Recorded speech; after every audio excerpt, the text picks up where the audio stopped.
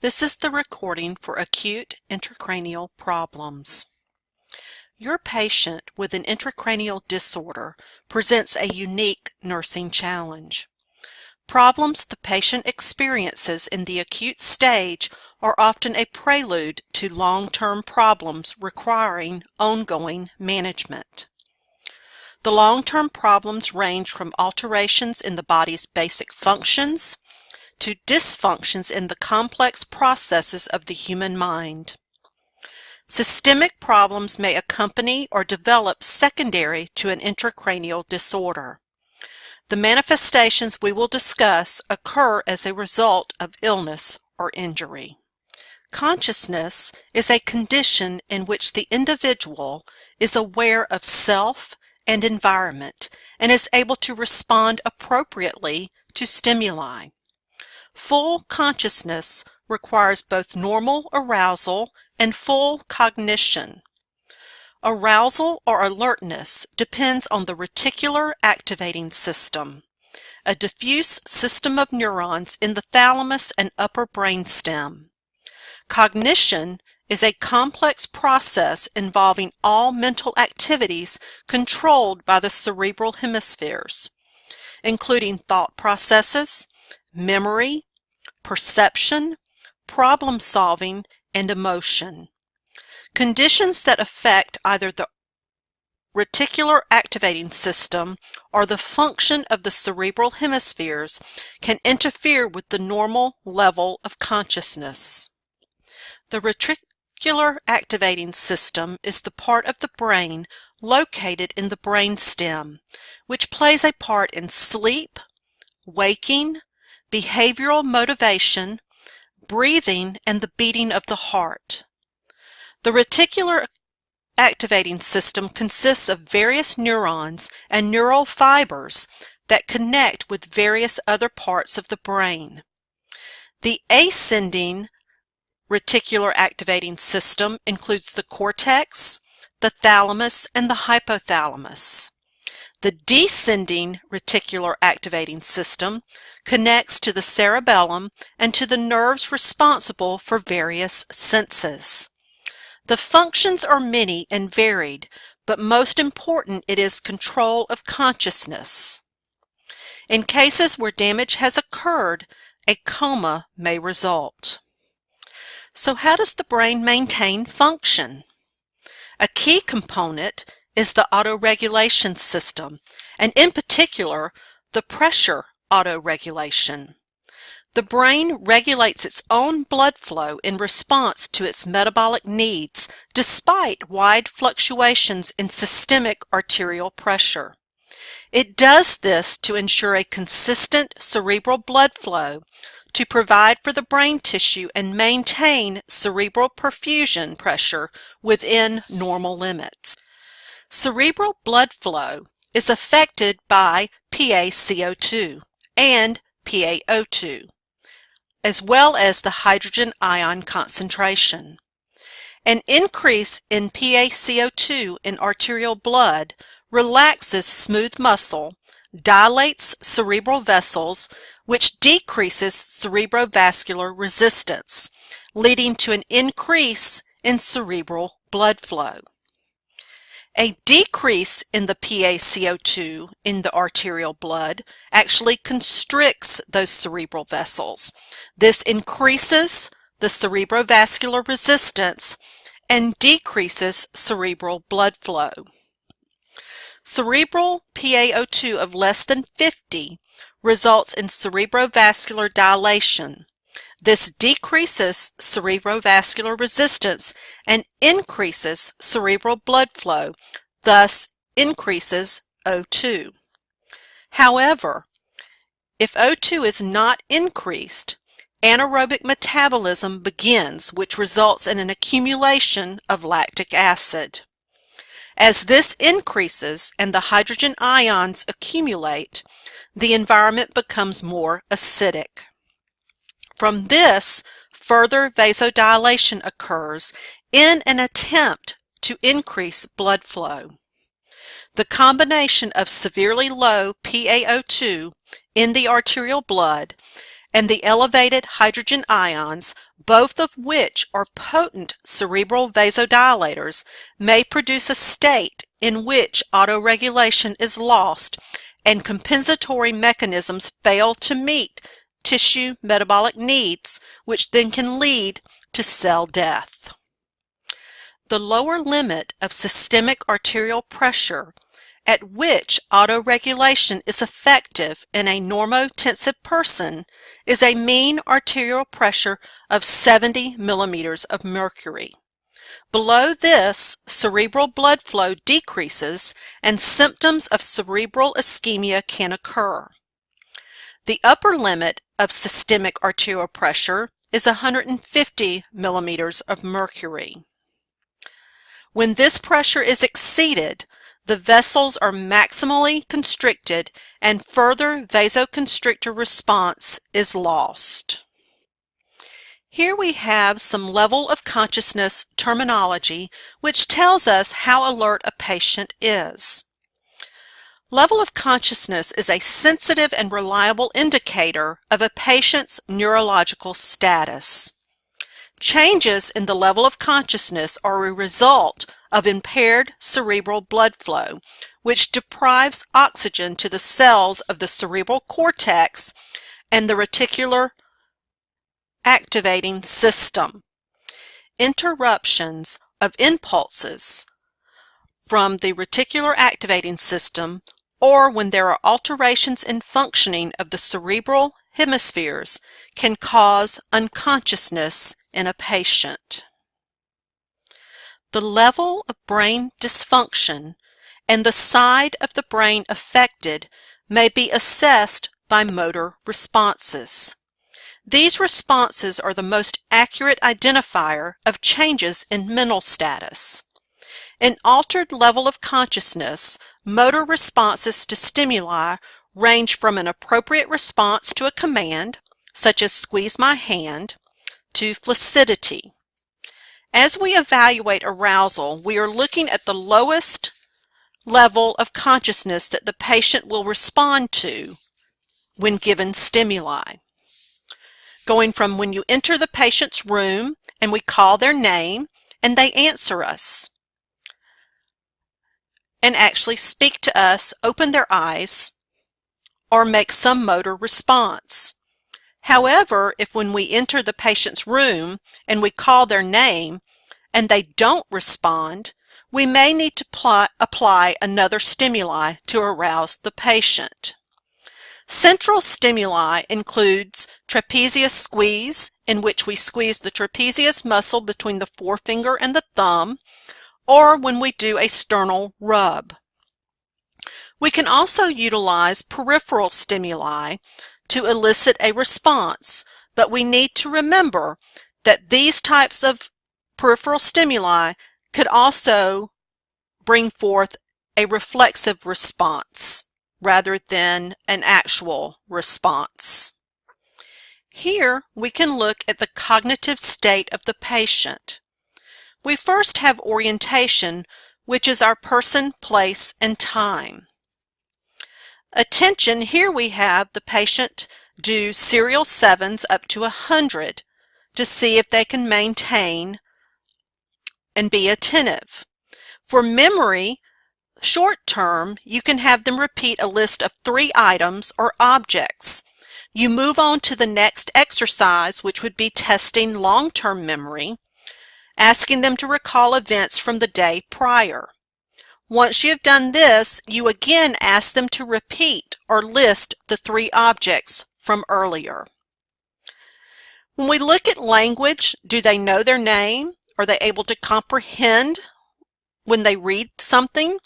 We use reading such as a newspaper, or we have them write their name for this test. In doing spatial and perceptual, we have them copy a drawing or demonstrate blowing out a match. Now let's take a look at motor responses.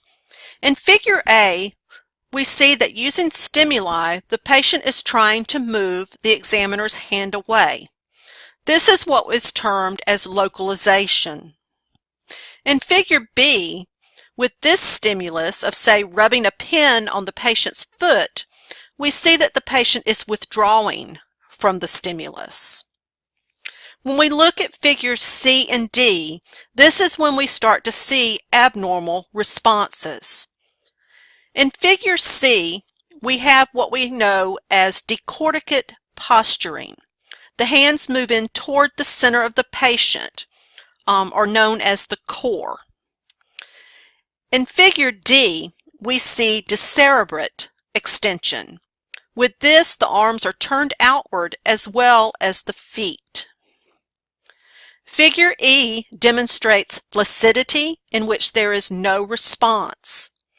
A patient who comes in demonstrating localization and then begins to demonstrate posturing has a worsening of their condition. This slide just demonstrates the two different posturings of decorticate and decerebrate, and talks a little bit more about where the particular problems are when you see this type of posturing. Pupillary responses are important as it indicates that something is very wrong with your patient and can actually lead you to clues regarding what has happened or is happening with your patient. You will want to compare the pupils one with the other for their size, shape, movement, and reactivity. If the oculomotor nerve, which is cranial nerve 3, is compressed, the pupil on the affected side, known as ipsilateral, becomes larger until it fully dilates. If intracranial pressure continues to increase, then both of the pupils will dilate. Normal pupillary reaction should be brisk constriction when the light is shown directly into the eye. You will need to also note consensual response. A sluggish reaction can indicate early pressure on the cranial nerve 3. A fixed pupil that is unresponsive to light usually indicates increased intracranial pressure. Keep in mind your patient's history if available. There are other causes for a fixed pupil, including if they've had a direct injury to the eye, if they've had previous eye surgery, or if they have had administration of atropine and/or mydriatic eye drops. It is important to remember your cranial nerves and exactly what they do, and many times it is found to be difficult to remember all 12. So this slide gives you a strategy which has helped to develop and simplify a way to remember all 12 of the nerves. If you notice on the page, we have only one nose, which is the olfactory, which represents the first cranial nerve. God gave us two eyes to see with, which is the optic, which is the second cranial nerve. If you look at the next one, cranial nerves 3, 4, and 6 make your eyes do tricks: oculomotor, trochlear, and abducens. The fifth cranial nerve is recalled by remembering 5 rhymes with tri or trigeminal. The seventh cranial nerve, which is the facial nerve, can be remembered by visualizing placing the 7 across your face, with the top of the 7 going across the forehead and the bottom part going down over your face. Think of the number 8, acoustic, fitting nicely into your ear for remembering this nerve. Note that when you evaluate cranial nerves 9 and 10, this assessment is under the chin, glossopharyngeal and vagus. These two nerves both have a G in the spelling, and one of the assessments for these nerves is to check the gag reflex. You progress on to the 11th cranial nerve, which is your spinal accessory. Visualize a 1 on each shoulder that should remain in place as the client shrugs their shoulder. For the 12th cranial nerve, hypoglossal, visualize the client sticking their tongue out from side to side and saying the end. Vital signs are also very important with these patients. We need to make sure that we record their blood pressure, pulse, respiratory rate, and temperature.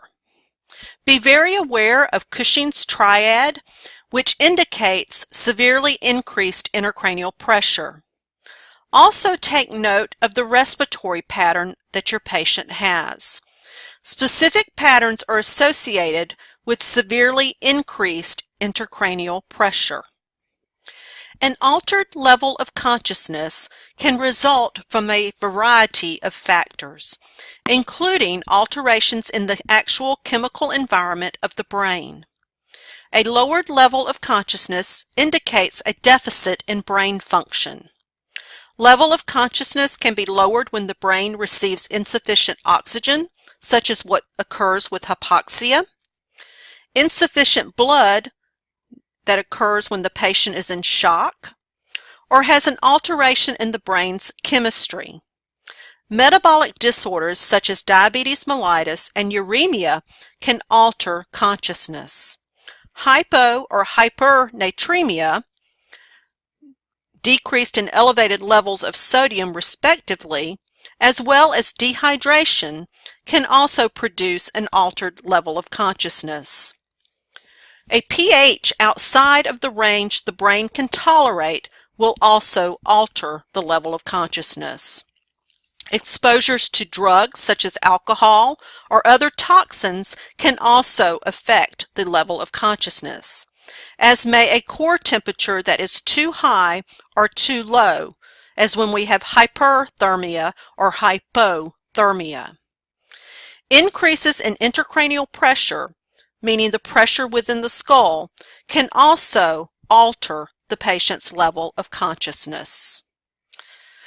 A CT scan is your best diagnostic test to evaluate for head trauma, as it allows for a rapid diagnosis and intervention to be done.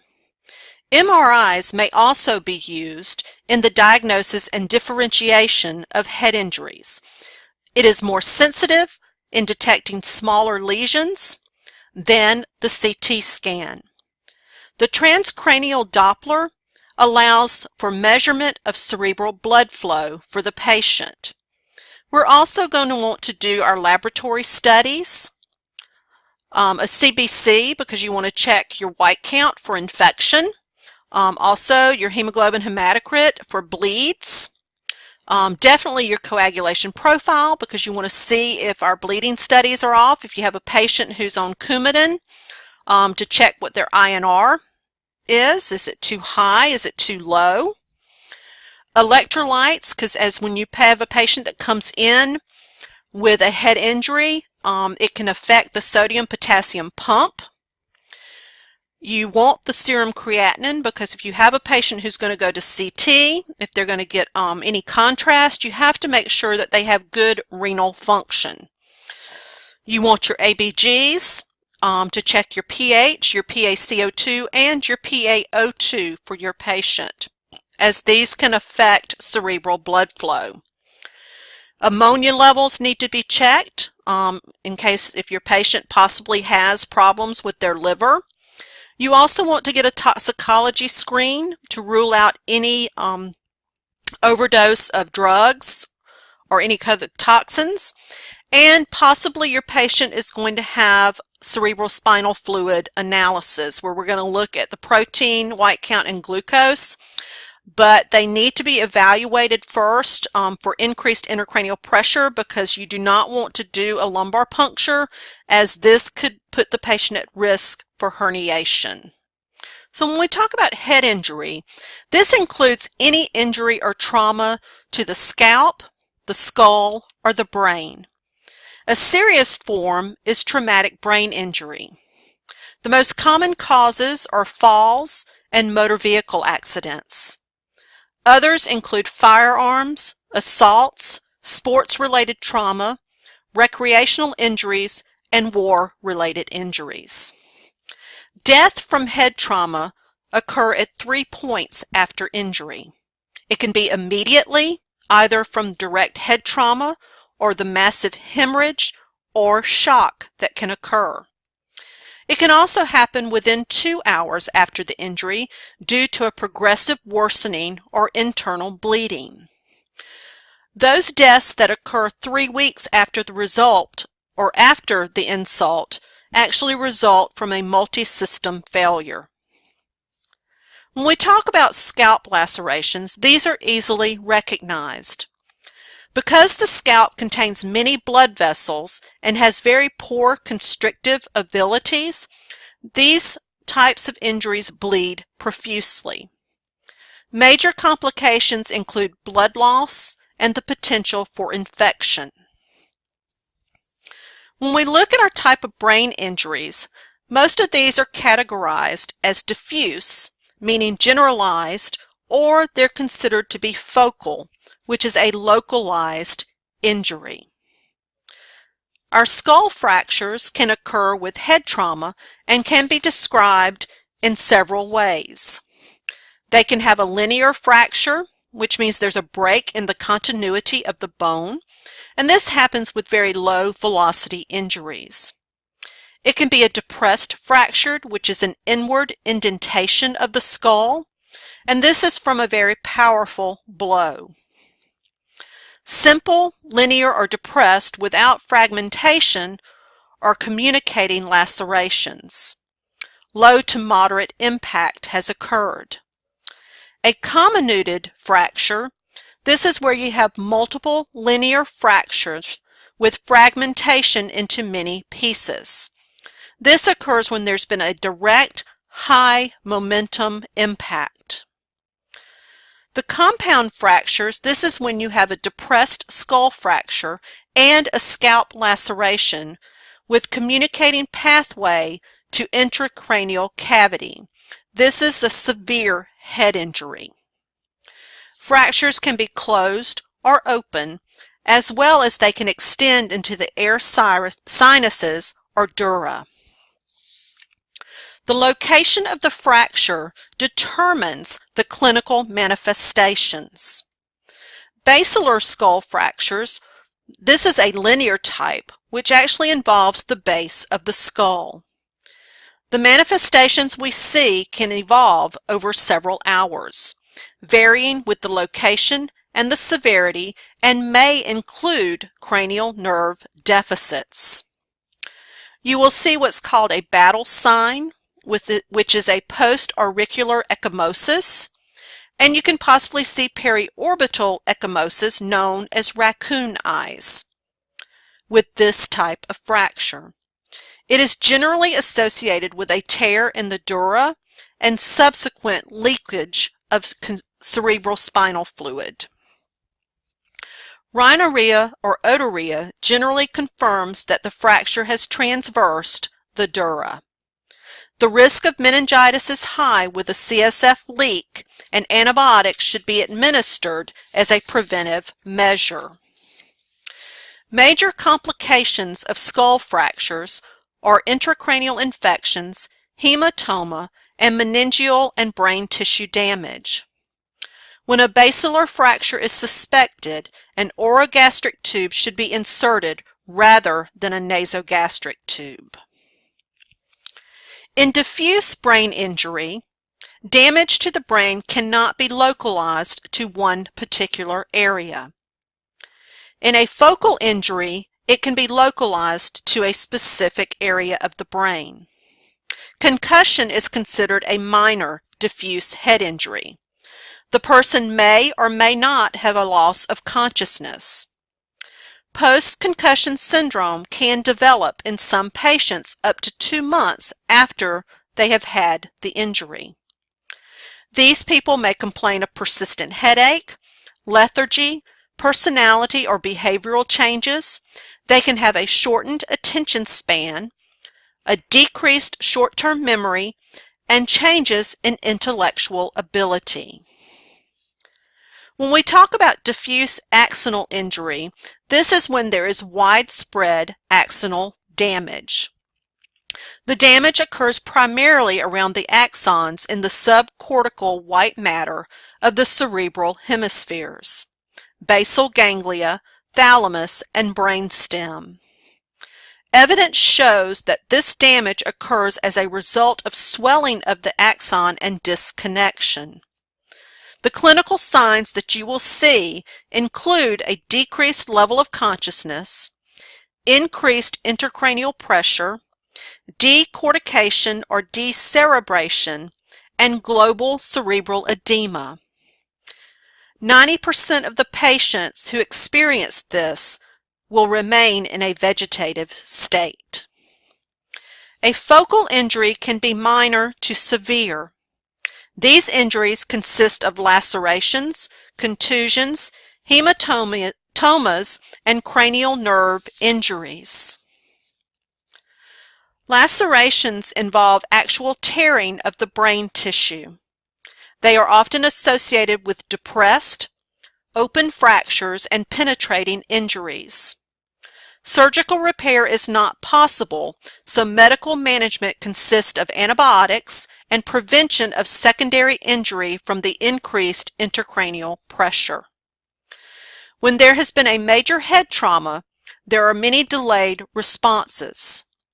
There may be hemorrhaging, hematoma formation, seizures, and cerebral laceration.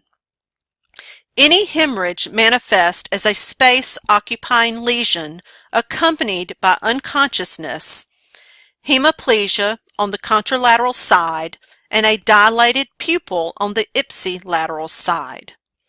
If the hemorrhage expands, signs of increased intracranial pressure become more severe. Contusion is bruising of the brain, usually associated with a closed head injury. It may contain areas of hemorrhage, infarction, necrosis, or edema. Often with contusion injuries, the phenomenon of coup contra coup injury is noted. This injury occurs when the brain moves inside the skull due to high energy or high impact injury mechanisms.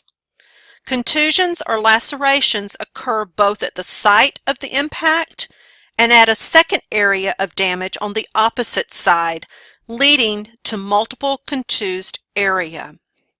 Contra coup injuries tend to be more severe. Prognosis depends on the amount of bleeding that has occurred. Contusions may continue to bleed or rebleed. Bleeding worsens the neurologic outcome. You may see focal and generalized manifestations depending on the size and location. When you think about the coup contra coup, you think about when somebody is thrown forward and perhaps they hit the dashboard and then they're thrown back. The brain actually moves the forward with the hit into the dashboard, and then as they are thrown back, the brain moves back and as the back hits the back of the skull, causing the contra coup injury and potential for bleeding. We also see this with shaken baby syndrome. This is kind of what occurs when someone actually shakes the baby. They're shaking the brain back and forth inside the skull, and they're getting the coup contra coup injuries. We utilize our Glasgow Coma Scale to determine a patient's level of consciousness. We are actually assessing 3 areas: the patient's ability to open the eyes, to speak and obey commands. These specific behaviors observed as responses are given a numeric value. The higher the score, the higher the level of brain functioning. The highest score for a fully alert person is 15, while the lowest score is 3, meaning the patient only received a 1 in each of the 3 areas. The Glasgow Coma Scale score from 3 to 8 indicate low level of brain functioning. These patients will require intubation to assist with maintaining respiratory status, as well as close observation and aggressive treatment. So now we're going to talk a little bit more about our mechanisms of injury. When we have contact phenomena, this is where we have an actual object that strikes the head and causes local effects. Our acceleration-deceleration, this is when there's an abrupt velocity of brain movement within the cranial vault. Rapid movement forward with an abrupt stop can cause acute compression and shearing to occur in the brain. There can also be what we call a rotational injury. It's where the brain actually spins in the cranial vault, again causing severe shearing and compression of the brain. So we've kind of gone over how the brain actually works internally. Now we need to look at what happens when there has been a traumatic brain injury. The primary injury that occurs for this is a biochemical change in the brain or cranium that actually is a direct result of the traumatic impact to the head. This injury in itself can lead to irreversible brain cell damage, and you see that you have 4 examples of how these primary injuries can occur. So now we've had a primary insult. We are now going to need to monitor and try and prevent secondary injury from occurring. For example, if you have a patient with a Glasgow Coma scale of 8 and we are unable to secure an airway, their hypoxia is going to continue, which can lead to further cell damage and cell death. We need to make sure that we properly position the patient's head, maintaining it in an alignment and at least 30 degrees, so this enhances not only respiratory exchange, but it also aids in decreasing cerebral edema. Hydrocephalus in adults refers to a syndrome in which abnormal overproduction, circulation, or reabsorption of CSF occurs. Non-communicating hydrocephalus occurs when CSF drainage from the ventricular system is obstructed, which can occur when you have a mass, when there is inflammation, or when there is hemorrhage that has occurred. Communicating hydrocephalus is when the CSF is not effectively reabsorbed in the arachnoid villi. This can occur secondary to when there is a subarachnoid hemorrhage. Electrolyte imbalances can have adverse effects on ICP. These patients are on strict intake and output. It is important to monitor glucose, sodium, potassium, and magnesium, and discuss any abnormalities with the primary health care physician for replacements when needed. These patients also need to be monitored for signs and symptoms of diabetes insipidus and for syndrome of inappropriate ADH, as this can be a complication of traumatic brain injury. Now that we've talked about the types of injuries that some of these patients can obtain, we need to turn back to our cerebral hemodynamics and discuss cerebral perfusion pressure. This is the pressure that's needed to ensure blood flow to the brain. Cerebral perfusion pressure is equal to the MAP minus the ICP. Your normal cerebral perfusion pressure, we want it to be between 60 and 100 millimeters of mercury. As cerebral perfusion pressure decreases, autoregulation fails and the cerebral blood flow decreases. A cerebral perfusion pressure of less than 50 is associated with ischemia and neuronal death. A cerebral perfusion pressure of less than 30 results in severe ischemia and is considered incompatible with life. Intracranial pressure is the measure of the hydrostatic force in the brain's CSF compartment. Under normal circumstances in which intracranial volume remains relatively constant, the balance among the 3 components, your brain tissue, blood, cerebral spinal fluid, helps to maintain intracranial pressure. Your normal intracranial pressure is 0 to 15. So let's picture that you have been invited to a New Year's Eve party, and you arrive to find that there are hundreds of people present and that the party is in an apartment. You enter and close the door and find that you are unable to move, and you feel stifled. So something has to give. Think of this as the brain, blood and CSF in the non-expansive cranial vault. Now, let's say someone gets a bump on the head and now they have a bleed. The bleeding is taking up extra space in the vault. Now the brain and the CSF are needing to accommodate somehow for the space being taken over by the bleeding. The brain only has so much plasticity and elasticity, or the capability to tolerate this excess blood before something has to give. As seen on the pressure volume curve, we can look at the stages of increased intracranial pressure. During stage 1, or A, on the picture, the brain is able to compensate with accommodation and maintain auto-regulation.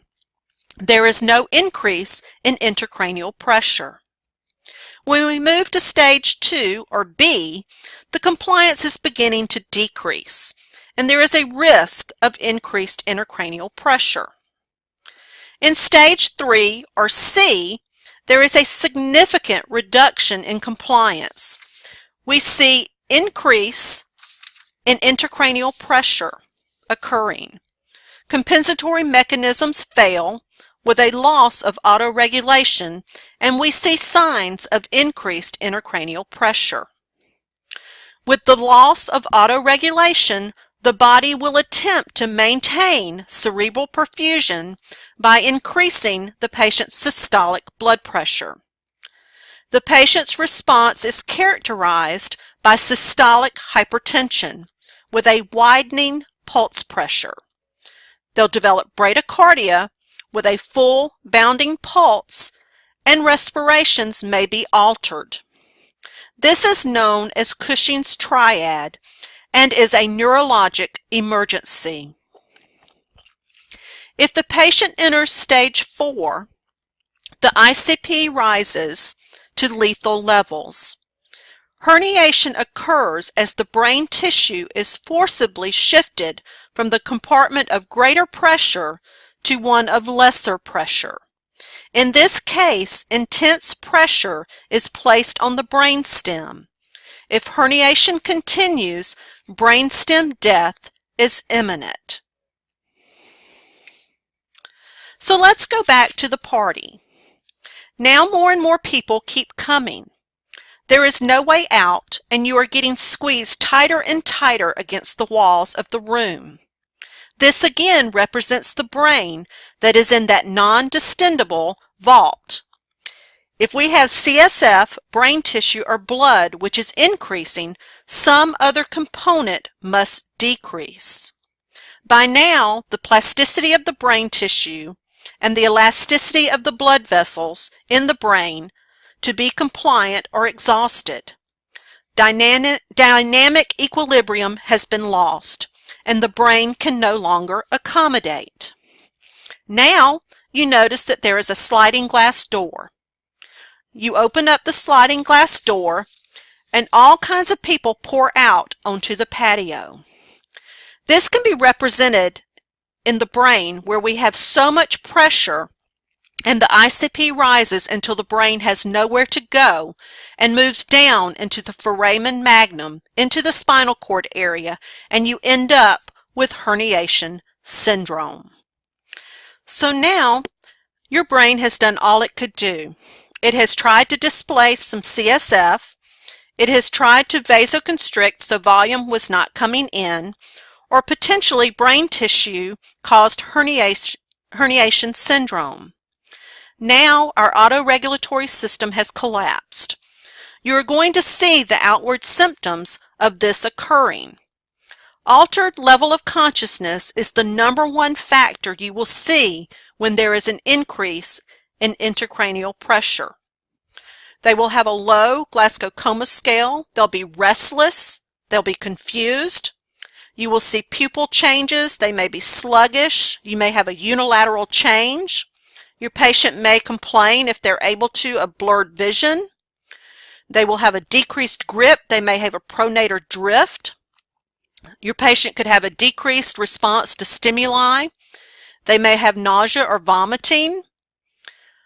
They may have a headache, some slight amnesia or a memory impairment. And again, remember, initially when this patient starts out with any kind of head injury, you may not see any vital sign change. When you start to see vital sign changes, that is in the late stages of increased intracranial pressure. So remember, when cerebrospinal fluid pressure approaches the pressure in the intracerebral arteries, those arteries become compressed and they collapse, which compromises blood flow.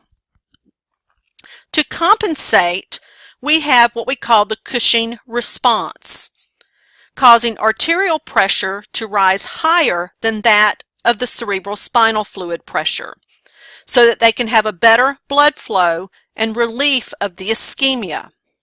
We must remember, however, that this is a compensatory response which helps protect the brain from loss of blood volume.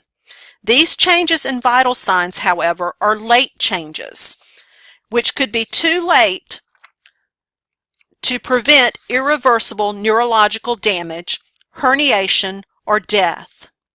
You will see with the changes that we discussed earlier, known as Cushing's triad, the patient will have systolic hypertension, a widening pulse pressure, and bradycardia.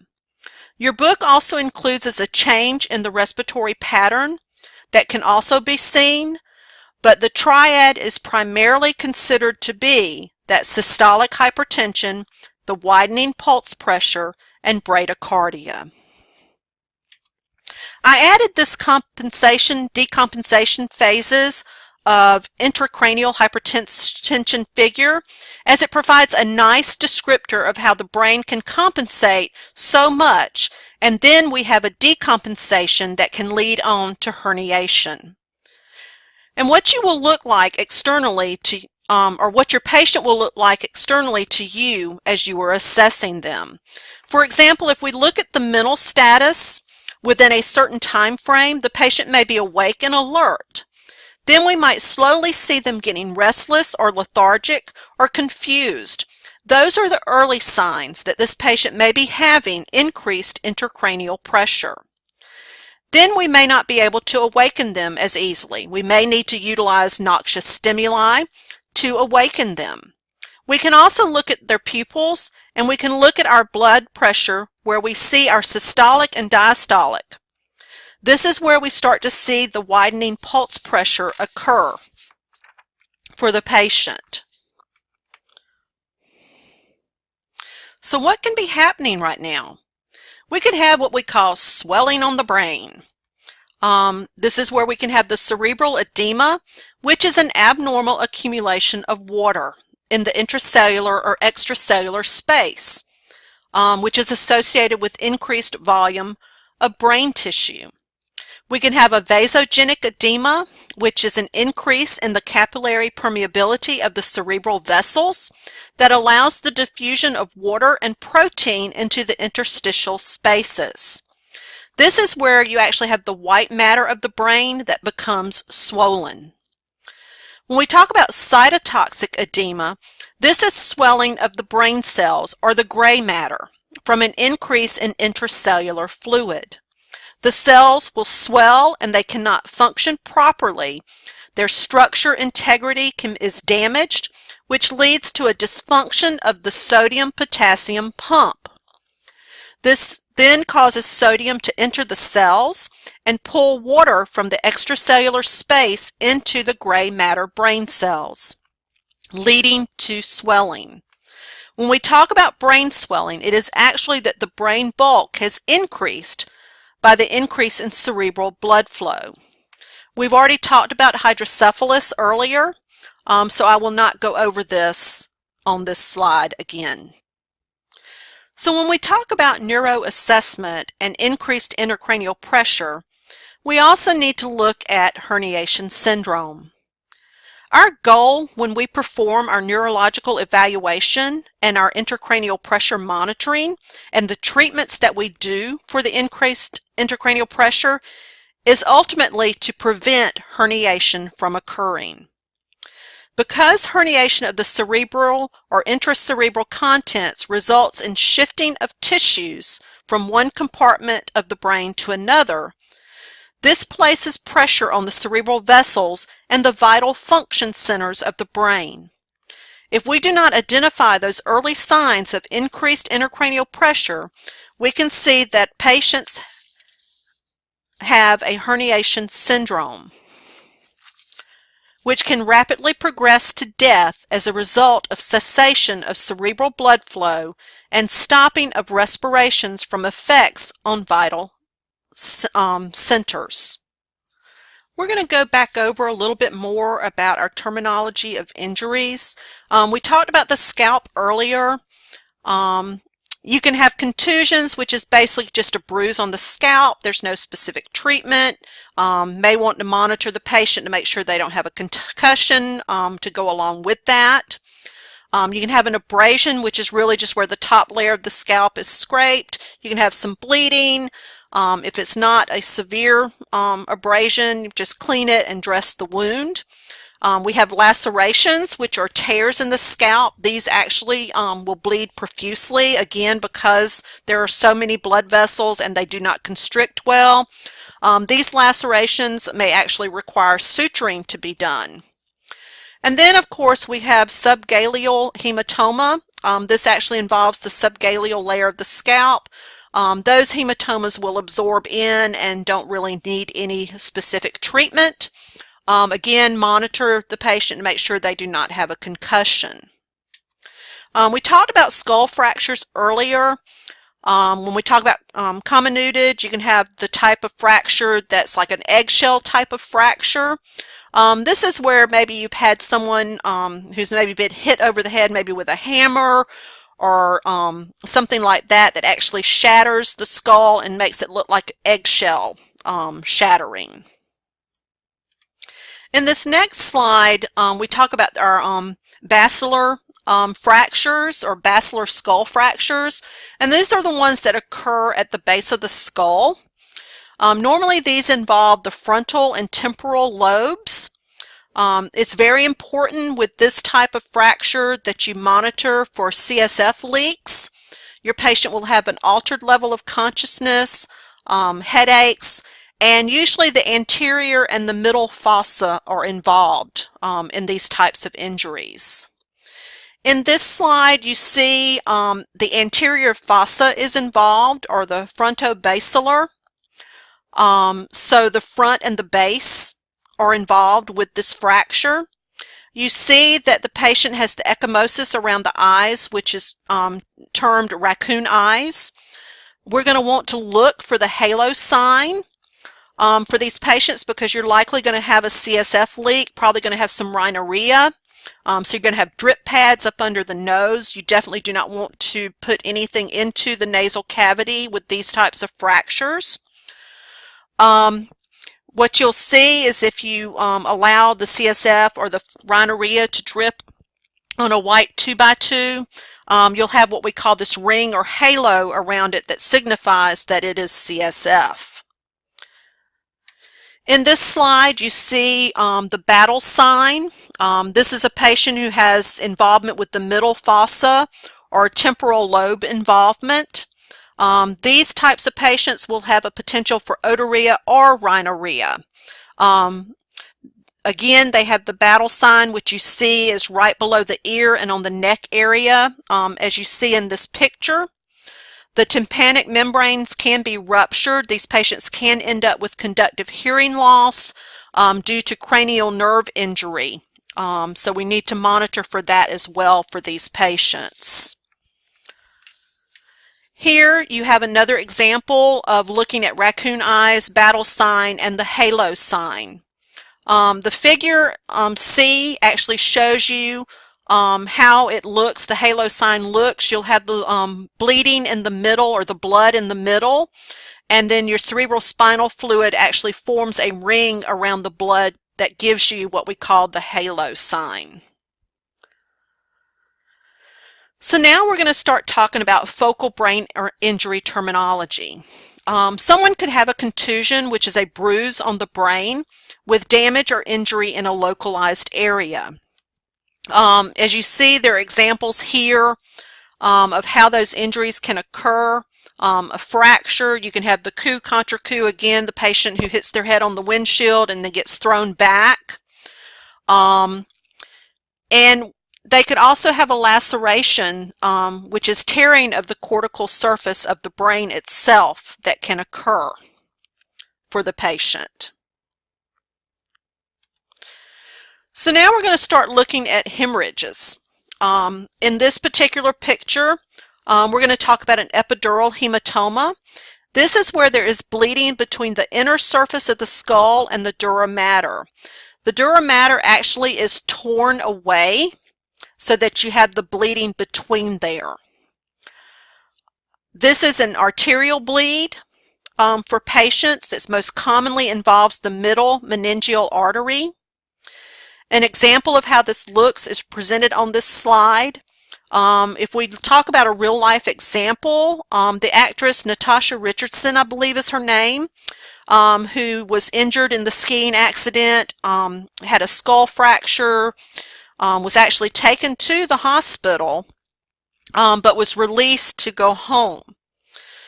She later passed away from an epidural hemorrhage because it turns out that she had an epidural hematoma and it started rebleeding, and she went on into a comatose state, and actually the brain herniated because of all the space being taken up from the bleed.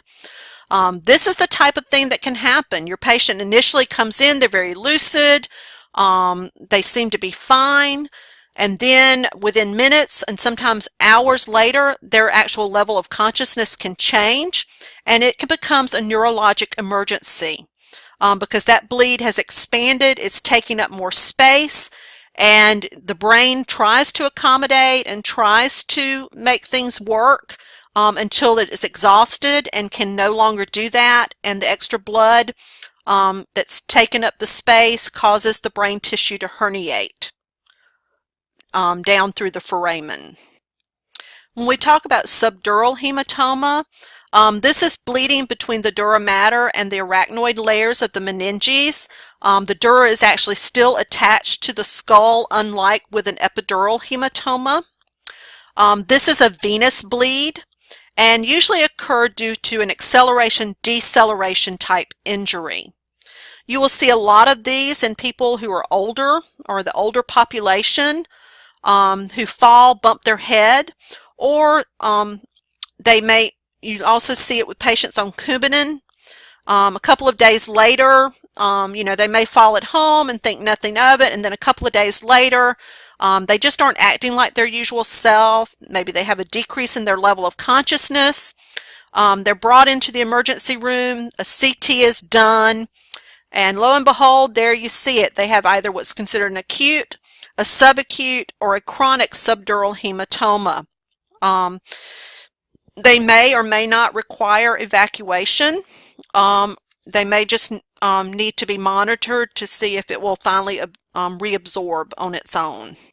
Going back, explaining a little bit more, when we talk about an acute subdural hematoma, those are the ones that manifest in about 24 to 48 hours of the injury having occurred, such as the fall at home. A subacute usually occurs within 2 to 14 days of the injury. And then when we're talking about chronic, this develops over weeks or months after a seemingly minor head injury for the patient. Again, the chronic subdurals are more common in your older adults because they have a potentially larger subdural space because of brain atrophy as they age. Intracerebral hematomas, these occur from bleeding within the brain tissue. Usually this involves the frontal and temporal lobes, and possibly from a rupture of intracerebral vessels at the time that the injury occurs for the patient. Only about 16% of head injuries include this. The majority of what you're going to see is either an epidural hematoma or a subdural hematoma for your patient. Something to be on the lookout for, and I guess with the movie Concussion, this has really come to the forefront, is chronic traumatic encephalopathy. This initially started out with your boxers, especially when you talk about Muhammad Ali. He was one who was known to have developed dementia related to the repetitive concussions to the head. With these patients, you'll see some tremors, slow movements, memory issues, and slow speech occurring because of the continuous times that they've had concussions. Again, as you saw in the movie Concussion, the unfortunate results of pro players that we saw with that, they knew something was wrong. And you think about football players, they're, the helmets knocking together, they're still, the brain injuries are occurring and the concussions are occurring because the brain is moving within the skull. And these players didn't understand what was going on, why they were behaving the way they were, why they were having the issues they were having. And unfortunately, there were a large number of suicides that occurred because they just didn't feel like they could go on, that they were, they had the mental issues, memory issues, personality changes that occurred. So those were all things that were looked at. The NFL, of course, as you know, initially was not willing to admit that chronic traumatic encephalopathy was an issue and that this is what the players were suffering from, despite the fact of the research and the discovery by the physician. It took quite a while for them to actually bring it to the forefront and actually start looking at doing things for these pro players. It is still a high risk. We have people out there every day. We have kids, college football, professional football, that are all still out there playing, and hopefully with some safety regulations, try and take away from the direct helmet on helmet blocking and hitting. But again, this is still something that can happen, and it is something that may be seen in your areas and in the hospital. So again, as we talked earlier, diffuse brain injuries can actually include concussions, and a concussion is actually a violent shaking. It is a temporary transient neurological dysfunction, which is caused by some kind of type of mechanical force. After the concussion, these people can have persistent headaches, dizziness. Some can complain of insomnia. They can have impaired memory, irritability as well. They can also have an antegrade amnesia, meaning they don't remember the events that preceded the injury, or a retrograde amnesia, meaning they can't remember anything that happened after the injury. Diffuse axonal injury is basically a traumatic brain injury as a result of acceleration-deceleration motion injury, which produces those shearing forces that actually damage the nerve fibers in the brain. It involves the entire brain tissue. So you may have someone that has had this violent occurrence where now the brainstem and reticular activating system is involved, which leads to prolonged comas for these folks. So we've talked about the types of injuries. So now what are we as nurses supposed to do? Part of this is our actual nursing assessment. We're going to look at the history. What is it they're complaining of if they're conscious? What are they going to tell us? What did they come in with? What's their complaint? Do they have a headache? Did they fall and hit their head? Did they have a loss of consciousness? And if they did, how long were they unconscious? Or is there alcohol or are there drugs involved? What's the prior relevant history, such as does the patient have a history of seizures? Do they have a history of Parkinson's, balance issues? All of these things are very important in helping you to start out your assessment for your patient to see exactly what's going on. So what do? We're going to do first the ABCs. You always need to make sure that your patient has adequate airway and respiratory status. And of course, yes, we're going to assess circulation. Do they have paresthesias? Do they have paralysis? Do we have a gushing head wound? Those are all things that we need to look at. We are also going to do what is called AVPU, which is alert vocal pain unresponsiveness. Are they alert? Can they vocalize? Are they experiencing pain? Do they respond to pain with some kind of stimuli? Or are they unresponsive? We use this in the emergency room. It's also used in the recovery room when patients have surgery. You're going to utilize your Glasgow Coma Scale and actually score your patient when they come in. A full neurological exam, as well as the physical assessment that you're going to do on your patient.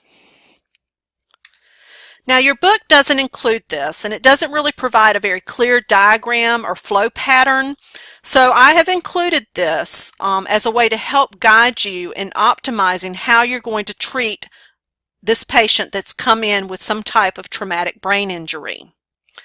It always starts out, of course, with your airway, breathing, and circulation. If an airway needs to be established, that patient's probably going to be intubated and placed on a ventilator. It's very important that we keep our PaCO2 around 35. You need to remember that carbon dioxide is a potent vasodilator or constrictor.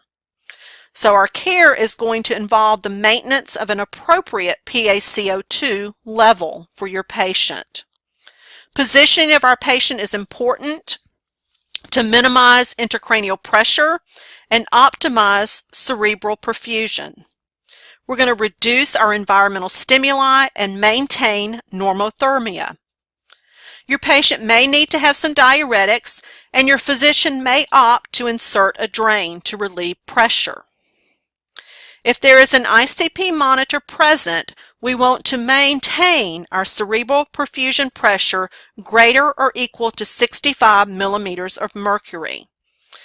If someone develops intracranial hypertension, which is increased intracranial pressure that is sustained greater than 20, we may need to look at, do we need to do a repeat CT for this patient? You know, exactly what's going on. Do we need to administer sedation to help keep them calm, which could possibly help bring down their ICP? If it is still sustained or it is refractory to everything that we have done, then the physician may look at ordering an osmotic diuretic such as mannitol, or we may go on to a 3% saline or a 7.5% saline IV fluid. So even after these treatments, if they still have refractory hypertension, and if it is out of those first 24-48 hours where hyperventilation is contraindicated, you may see the patient hyperventilated for a short time to decrease their PaCO2 in an effort to decrease their intracranial pressure. Here on this slide, we have a treatment regimen for a patient. This comes from the Brain Trauma Foundation in coordination with neurosurgeons, where they have created actual guidelines for traumatic brain injuries. This particular list of interventions coincides with your book. You always want to avoid hypotension and hypoxia. We've discussed this earlier, and it's pretty much self-explanatory why you want to avoid this. We are going to have to have treatment protocols in place to maintain our intracranial pressure less than 20 millimeters of mercury. We may do this by using hyperosmolar therapy such as mannitol, or the patient being placed on 3% saline to help pull the fluid out of the brain into the rest of the body. We no longer give steroids, at least not for traumatic brain injuries. They do it for tumors, but not for traumatic brain injuries. Hyperventilation is when we use increased respiratory rate on a ventilator so that the patient can blow off their CO2. If you recall, hypercapnia or increased PaCO2 causes vasodilation.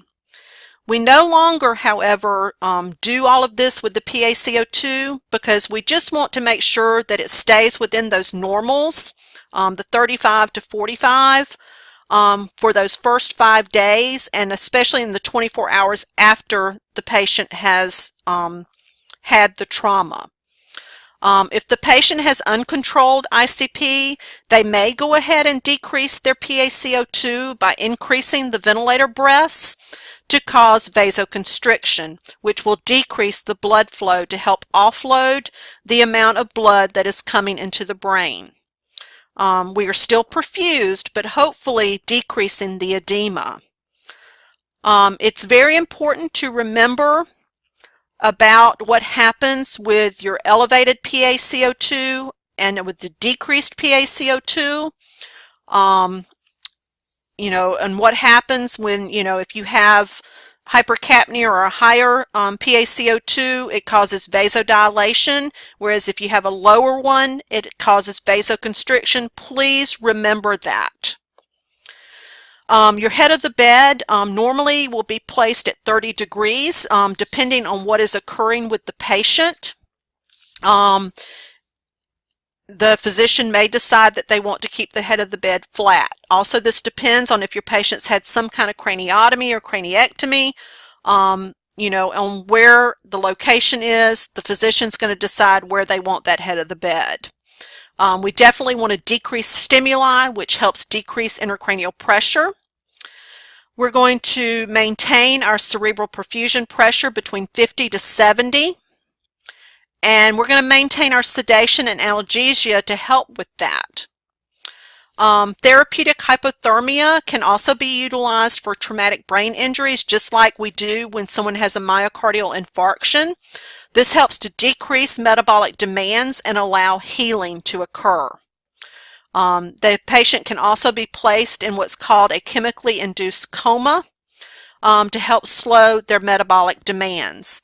And as always, nutrition is very important for these patients and needs to be started immediately. And of course, we are always monitoring in efforts to prevent any infection from occurring. Now we're going to talk a little bit about ICP monitoring devices. And here in this slide, you see some examples of monitoring devices. We have just our simple little ICP bolts that you see in the figure B. These are just put in to actually just get pressure readings.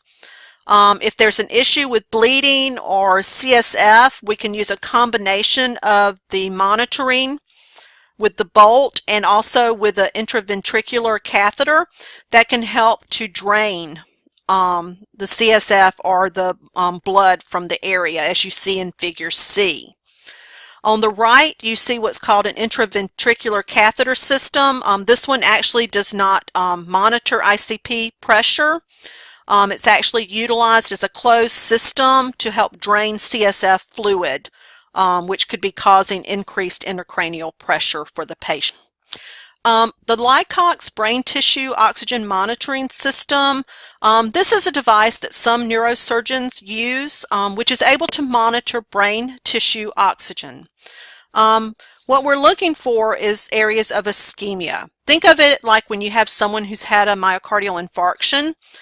They have an area that's ischemic. It may be necrosed, the dead tissue, but then you have all of this area around it where there's been cellular damage, but those cellular damage it can recover. This can happen in the brain as well. This device allows us to see what localized tissue oxygenation is doing, either at the site itself, or we can look more globally and place the device opposite of the injury. The key to monitoring with this device is that we want to keep their PbTO2 greater than 20. So our ICP monitoring, we want a value less than 20, but when we're looking at brain tissue oxygenation, we want that value to be greater than 20. This next slide just kind of shows you an example of what this monitoring device looks like and how it is inserted into the brain tissue. Here we have an x-ray where we can see an example of the Lycox catheter. You see that we have a right middle cerebral infarct on this x-ray. We also have a hemorrhagic area of the brain. You see the little white area that's being pointed to with the arrow. And then we have to the right, you can see your ICP catheter that is in place to measure the intracranial pressure. However, you cannot use the same site for the Lycox catheter to measure tissue oxygenation. It actually has to be put into a different site, and as you can see, it rests right outside the brain tissue, around the tissue area, and actually monitors and measures oxygenation.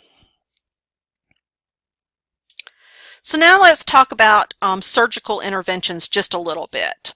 There are several different types of surgical interventions that can be done.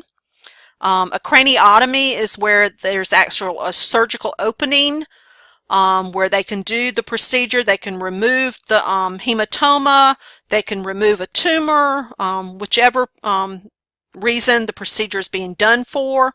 And when they do this, the actual bone piece or bone flap is actually put back into place.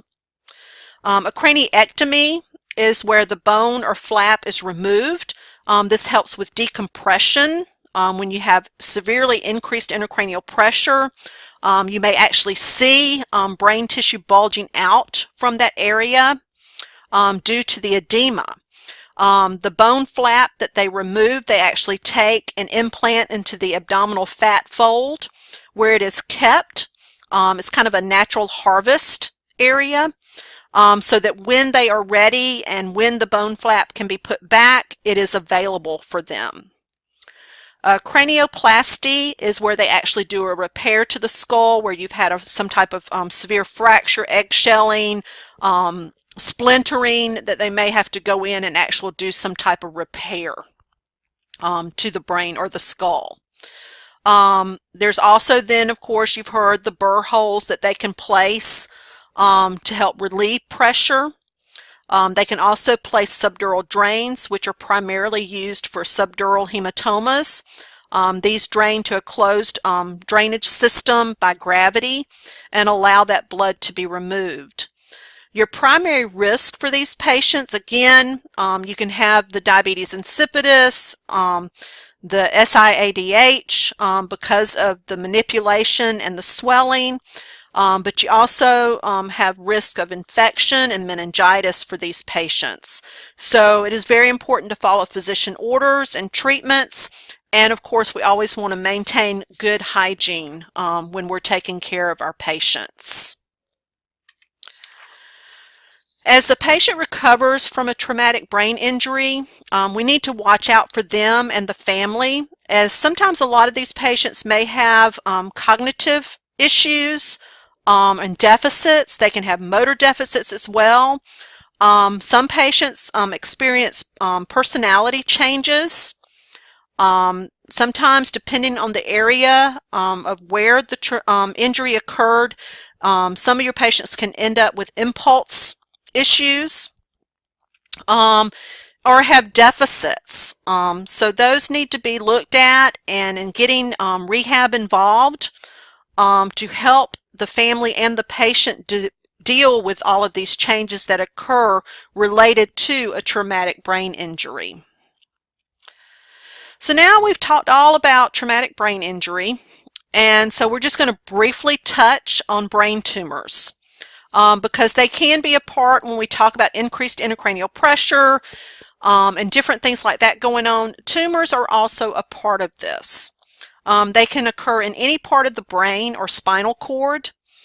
They may be primary, meaning they arise from tissues within the brain, or they can be secondary, resulting from some type of metastatic disease from somewhere else in the body. Primary brain tumors are classified according to the tissue from which they arise. Meningiomas are the most common primary tumor. Other common ones are your gliomas, and more than half of these are malignant. They rarely metastasize outside the central nervous system because they are contained by structural and physiological barriers. This picture, just kind of, picture A shows a large glioblastoma, which arises from one of the cerebral hemispheres, and now, as you can see, it fills the entire ventricular system with its displacement. In picture B, this is a meningioma, which is compressing the frontal lobe and distorting the underlying brain. So symptoms you would see for B would be anything that affects and what goes on with the frontal lobe of the brain. In this picture, we're just showing, it's an MRI, and it's just kind of showing you how the tumor has a mass effect, and you see that it's actually pushing and causing displacement and a midline shift of your ventricle of the brain up there, and you can actually see some edema around the tumor itself and the effect it has. Brain tumors, again, as I said, they can be primary. You have your gliomas that are intracellular. We have your extracerebral meningiomas. There also can be congenital hemangioblastomas, craniopharyngioma. These are congenital, usually at birth. We've talked about pituitary adenomas before. And of course, you can have your secondary tumors. We're not going to get into specifics in regards to the types of tumors, not really looking at testing about that. But think about what's going on in the brain at the time. Think about with your traumatic brain injuries, if you have a bleed or you have too much CSF, you have swelling. It's the same type of thing when you have a tumor. You have displacement of brain tissue, you have swelling, you have effects on your cranial nerves depending on where that tumor is located. So those are the things we need to think about with this, and how are we going to treat those patients, and what are we going to see on their presentation when they come to see us or come into the hospital. Clinical manifestations depend on the location and size of the tumor. Again, you can have a very wide range of manifestations. Patients can complain of headache, very common, can be worse at night. Seizures can start occurring, especially it's common when they have a gliomas and when there's brain metastasis that has occurred from a secondary tumor. Nausea and vomiting, again, because of the triggers in those centers of the brain.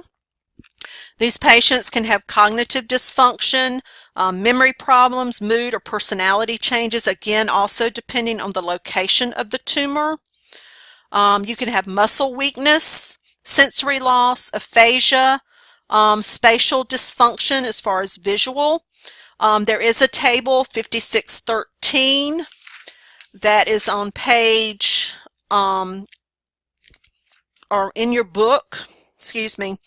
You can review over that in regards to clinical manifestations of brain tumors. When we look at what's going to happen as far as treatment for brain tumors, chemotherapy effectiveness has been limited because of difficulty getting drugs across the blood-brain barrier. Tumor cell heterogeneity and tumor cell drug resistance has also been an issue with getting treatment for these tumors. The nitrosoureas are the chemo drugs that are used to treat brain tumors because they can cross the blood-brain barrier. Highly malignant tumors cause a breakdown in the blood-brain barrier in the area of the tumor, which also allows for chemotherapy agents to be used. You will see a lot with chemotherapy-laden biodegradable wafers being actually implanted if the patient has surgery to have some of the tumor removed, and they'll put those wafers in there to help deliver the chemotherapy actually to the site. Radiation can also be used as a follow-up measure after surgery. They can actually do the radiation seeds during a surgery if that's the route of treatment that they feel needs to be done. Carefully, we need to know that cerebral edema and increasing intracranial pressure may be a complication of radiation therapy, and we manage this by using high doses of corticosteroids to help decrease that edema. Surgical removal is the preferred treatment for our brain tumors if it's in an area that surgery can be done on. The patient's outcomes depend on the size, type, and location of the tumor. As discussed earlier, a CT is very useful in diagnosing lesions. Your MRI is more sensitive, which allows for detection of the smallest tumors and may provide more reliable diagnostic information. They will probably do EEGs if they're ruling out seizures because of the tumor, but it is of less importance in these circumstances. Cerebral angiography can be used to determine blood flow to the tumor and further localize the tumor as well. And of course, in the cases where it might be a pituitary adenoma, we're going to do endocrine studies to determine exactly what's being affected with that. Correctly diagnosing a brain tumor can be done from obtaining tissue. For most, this is done at the time of surgery, but they've also been able to do the computer-guided stereotactic biopsy as an option as well for this. And yes, that is the end. Thank you.